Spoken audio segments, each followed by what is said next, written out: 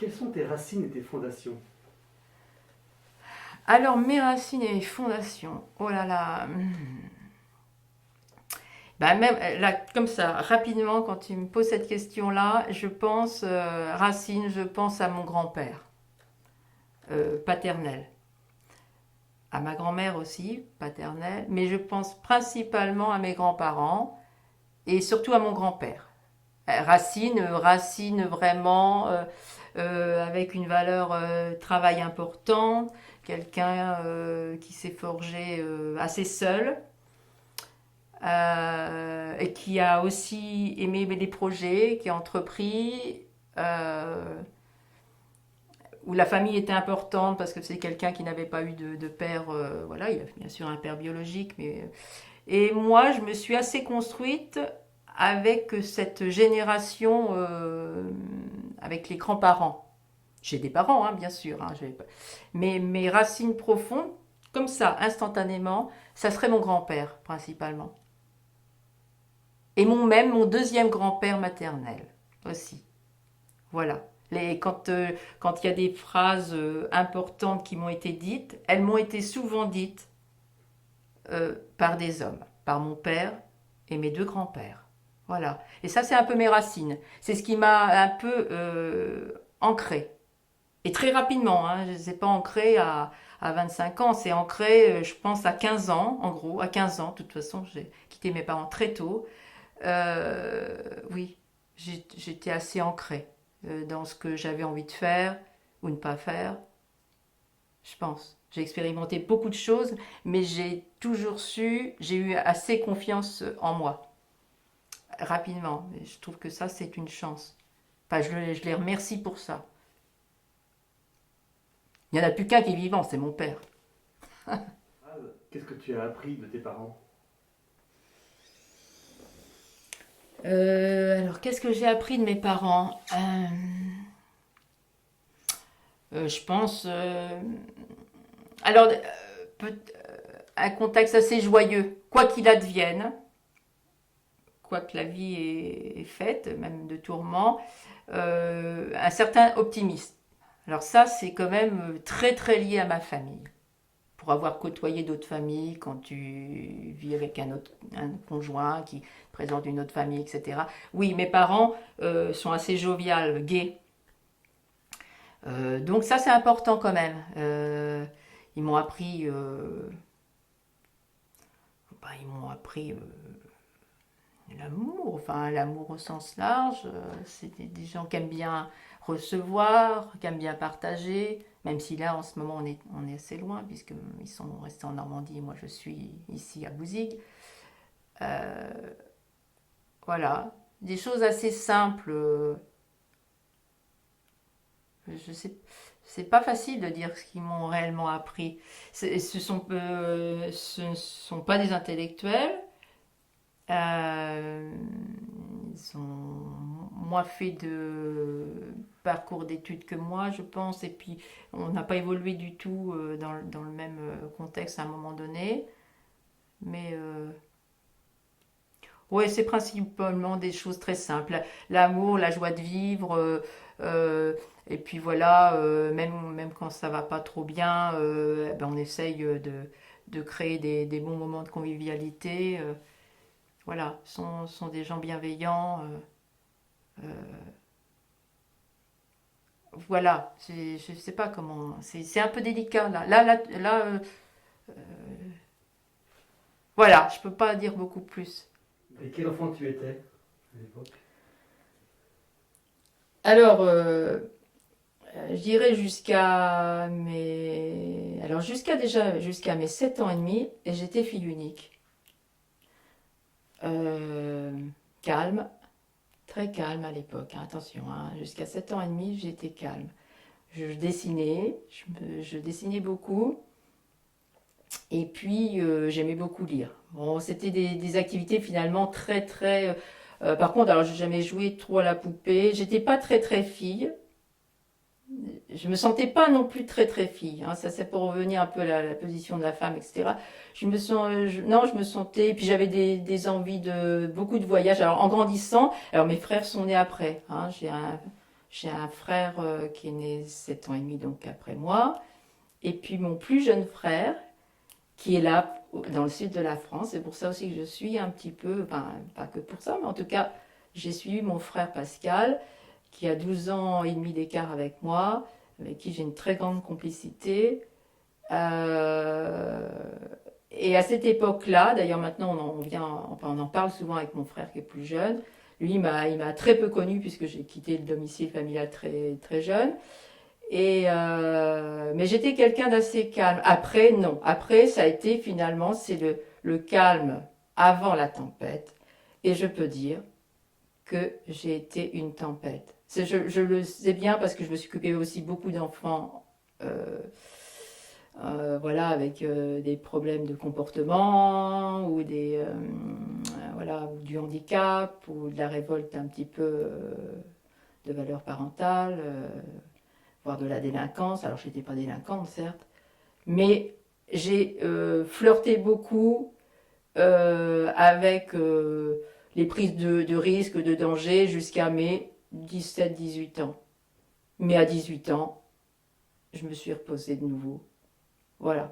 Mais je dirais entre 14 et 18 ans, là, ça n'a pas été de tourpeau. Voilà. Mon père, qui a eu 2 fils après, a toujours dit aux gens qui côtoyaient que voilà, sa fille, ça valait bien l'éducation des 2 garçons, à vrai dire. Donc, vous voyez, voilà, c'est un peu. Mais j'étais pas méchante, hein. J'étais épris de liberté totale. Mais pas de la liberté pour faire n'importe quoi. Euh, J'avais envie de mon petit appartement, j'avais envie de voyager, j'ai voyagé, même toute seule. J'ai fait plein de choses très librement en tant que fille, à vrai dire. Parce que je pense que je me sentais pas du tout vulnérable. C'était un peu invincible dans ma tête, un peu. Je crois que j'ai eu beaucoup de chance aussi. Voilà, ça, je crois que c'est une période où j'ai eu de la chance.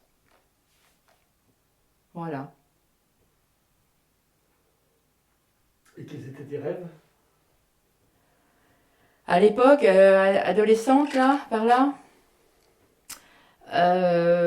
oh là là là là, alors principalement j'ai eu une vague Pérou, parce que c'est un peu, j'ai eu une vague où je me voyais, alors j'écoutais de la musique péruvienne, voilà, je m'étais fait des flûtes de pan, enfin tout le folklore, hein, mais j'y repense, je me vois encore, hein, j'avais le pancho, bon, ça voilà. Donc il y a une période Pérou, bah, je suis jamais allée. Hein, et je pense qu'il vaut mieux que je garde cette image de Pérou parce que même encore, j'écoute encore de la musique péruvienne. Hein, ça me fait rire parce que de temps en temps, je retombe sur des choses que j'écoutais un peu en boucle à l'époque.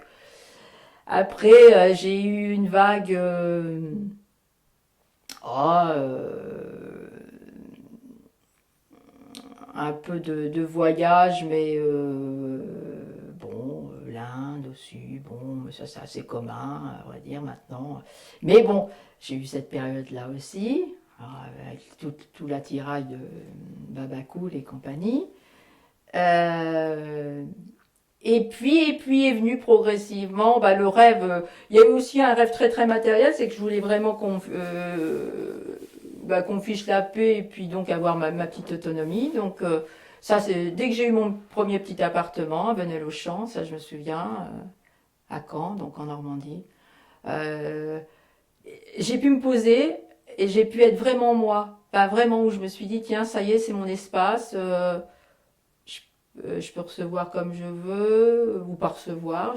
Finalement, je me suis aperçue que, au bout du compte, j'étais très bien tranquille dans mon petit appart et puis je faisais comme un peu de travail social, donc je voyais beaucoup de gens à l'extérieur. Donc dans ce petit appartement Venelle-aux-Champs, bah, c'est là où d'ailleurs est née ma première fille. Donc je suis restée quand même assez longtemps dans ce petit appartement Venelle-aux-Champs. J'aimais bien, j'aime bien j'aimais bien le nom de la rue. Et puis le petit coin là. D'ailleurs, qui n'a pas changé, je suis allée voir. Ouais. Moi, je suis quelqu'un de nostalgique. C'est la vieillerie, c'est la vieillesse qui me guette. Voilà. Durant ta scolarité, quel élève tu étais? Alors, eh bien, ça peut surprendre, mais non, mais j'étais très bonne élève. Alors, ça existait encore pour ceux qui ne connaîtraient pas ça, jusqu'en...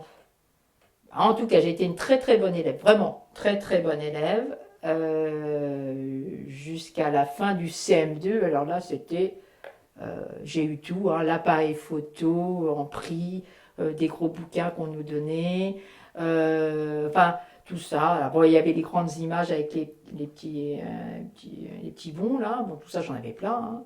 Je me souviens, des signes, des machins, enfin des oiseaux, des machins. Pour ça, j'ai eu tout ça. Donc, très bonne élève, mais alors si j'analyse bien, c'est que j'étais quand même assez craintive. C'était pas tellement pour faire plaisir à mes parents ou pour me faire plaisir. Je pense que j'étais un peu pétocharde à l'époque. J'avais peur d'une directrice d'école, qui s'appelle Madame Roquet, et à son âme certainement, parce qu'elle était déjà très âgée à l'époque. Mais Madame Roquet, elle avait une méthode pédagogique terrible. Qu'ont vécu certainement plein d'élèves à cette période-là, mais quand on était convoqué dans son bureau, elle avait une grande règle et on mettait au bout de la table ses doigts. Ça m'a été reporté parce que j'étais tellement bonne élève que moi, j'y suis jamais allée dans ce fameux bureau. Et hop, elle tapait, hein. Donc, jusqu'en CM2 à l'époque, j'ai eu ces prix-là. Donc, bonne élève, honnêtement. Et puis honnêtement, sans trop d'efforts. Bon. Et puis après, sixième, troisième, totalement changement, parce qu'à l'époque, les garçons et les filles, ça a été les premières classes en sixième où on était garçons et filles. Donc ça a déjà commencé à être une petite perturbation, parce que j'étais toujours bonne élève. J'étais même très bonne en maths, je me souviens. Et comme j'étais très bonne en maths, avec une autre copine qui s'appelait Laurence, on avait même droit, je crois que ça ne doit même plus exister maintenant, mais notre prof de maths, à l'époque, on avait l'autorisation de faire un petit spectacle. Parce que moi, j'aimais bien la danse, je faisais de la danse, mais pas en cours, hein, je créais mes propres danses avec ma copine, hein. Et elle nous autorisait, devant la classe, à se produire. C'est super, une méthode pédagogique super. Alors là honnêtement, ça, j'en ai de très bons souvenirs. Donc, sixième, ouais, jusqu'en troisième, j'ai pu me produire à faire des danses, des trucs comme ça. Donc, j'ai bien travaillé, hein, bien travaillé et je me suis bien amusée. Donc, il y avait vraiment plaisir à être, je ne peux pas dire que j'aimais pas l'école. Mais avec un petit fond d'anxiété quand même, hein, sérieux quand même. Parfois, parce que quand on est bon, à un moment donné, ce qui peut nous arriver de pire, c'est d'être moins bon, enfin, entre guillemets. Et c'est ce qui arriva. Enfin, c'est arrivé. Je crois, malheureusement, je pense, hein, mais je pense à mon premier chagrin d'amour. C'est arrivé là. Sinon, je pense que j'aurais fait des études. Alors, je voulais être laborantine à l'époque, donc dans la recherche. Voilà, dans la recherche. Alors,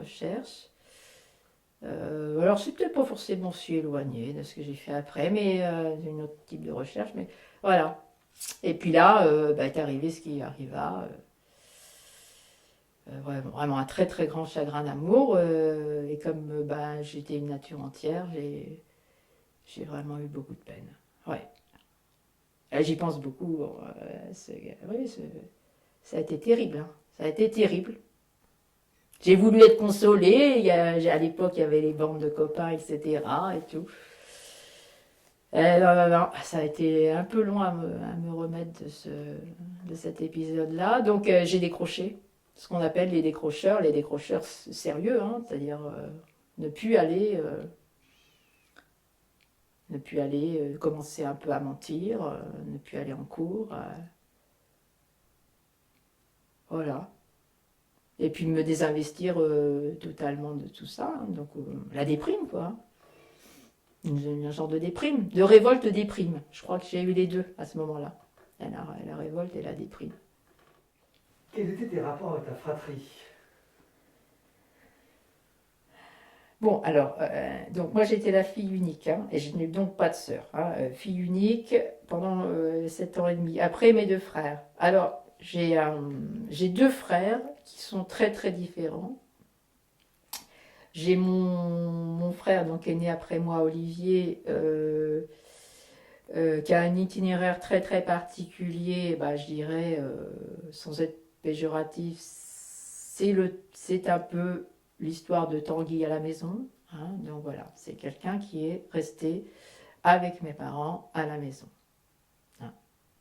Alors j'en parlerai peu parce que je le connais pas beaucoup dans son intimité, je dirais. C'est quelqu'un que je ne connais très peu. Pour plein de raisons, parce que je suis partie tôt de la maison, mais c'est pas l'unique raison, parce que je reviens bien chez mes parents. Mais c'est quelqu'un qui vit quand même assez dans sa bulle, hein, dans sa bulle de protection. Voilà, c'est quelqu'un de fragile. C'est quelqu'un avec qui on se connaît peu vraiment, sur le mode intime. Voilà. C'est quelqu'un aussi, je pense à la disparition de mes parents, avec qui il faudra que je m'occupe peut-être un peu plus parce qu'il n'a pas quitté le domicile familial, euh, qui souhaite pas souhaite pas hein, le quitter. Donc je pense que ça sera un peu compliqué, je pense, à gérer. On attend de moi, en tant que fille aînée, l'aînée, hein, la position de l'aînée, de gérer. Mes parents ont toujours attendu ça de moi, hein, de gérer les situations de crise, de gérer des problématiques, etc. Voilà. Ça, c'est un peu costaud là-dessus. Et puis mon second frère, avec qui il a vraiment... c'est très très différent. Déjà, c'est deux natures différentes. Pascal est très gai. Enfin, c'est un optimiste dépressif, je pense. Je le dis souvent comme ça. Mais c'est quand même quelqu'un de très jovial, très dans la rondeur aussi. Voilà, il est pas, enfin, moi, je suis relativement, et encore j'ai grossi, mais voilà, il est bien costaud. C'est quelqu'un qui est pas du tout intellectuel, alors qui a pas fait beaucoup d'études, mais alors qui a énormément travaillé, qui travaille beaucoup, qui est dans le dynamisme, qui est dans la joie de vivre. Et on se partage, mais on n'a pas des souvenirs d'enfance vraiment, parce que c'est des souvenirs finalement plutôt de grande sœur. C'est moi qui l'ai un petit peu aidé à apprendre à lire et à écrire. Et je pense il n'avait pas été diagnostiqué, mais je pense qu'il avait des problèmes de dyslexie et tout ça. Donc il avait vraiment des problèmes d'apprentissage, hein, ça je me souviens très très bien. Et puis je l'ai accompagné même pour la recherche de ses premiers jobs, il me faisait relire ses CV, choses comme ça. Donc il y a eu un côté un peu maternant. D'ailleurs, de toute façon, je suis sa sœur, je suis sa marraine, je suis son témoin de mariage. C'est pas mal déjà. Hein. Je crois que c'est tout, mais c'est déjà pas mal. Voilà. Et je suis un peu quand même un peu sa confidente. Je pense que... Donc on ne s'est pas loupé en relation. Même si on n'a pas vécu des souvenirs d'enfance, je peux pas, quand j'écoute des copines ou des copains qui me disent ah bah tiens avec mon frère on faisait ceci, cela, où on allait... Non, j'ai pas confié mes chagrins d'amour à mes frangins, j'ai pas vécu des choses, on n'est pas sortis ensemble pour faire voilà, des soirées en cachette, voilà, tout ça, non, non, tout ça, non, je connais pas ça. Je connais plutôt le côté maternel. Même pour mon frère avec qui j'ai peu d'affinité, ça demeure du côté, entre guillemets, de protection et pour l'instant, je protège le choix de mon frère, de sa fragilité et de mes parents qui souhaitent le garder auprès d'eux pour l'instant jusqu'à leur mort, je crois.